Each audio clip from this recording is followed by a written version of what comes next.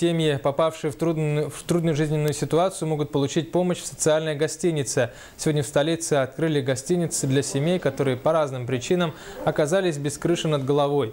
Объект рассчитан на 20 мест. В ней подготовлены все условия для полноценного проживания. Есть кухня, прачечная, душевая.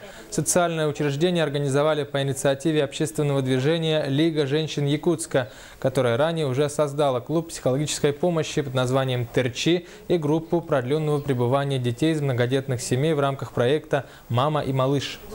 Работая в Терчи, мы понимаем, насколько часто бывает необходимо нашим, чаще всего, конечно, это женщинам, где-то найти место для того, чтобы обдумать следующие шаги в своей жизни. И бывают какие-то, мы не можем скрывать, что есть насилие над женщинами, да. И вот не было возможности, куда человек мог обратиться со своими проблемами. Сегодня это реализовано в центре города с хорошими условиями, где женщины могут находиться до 3 месяцев на период решения своих жизненных проблем.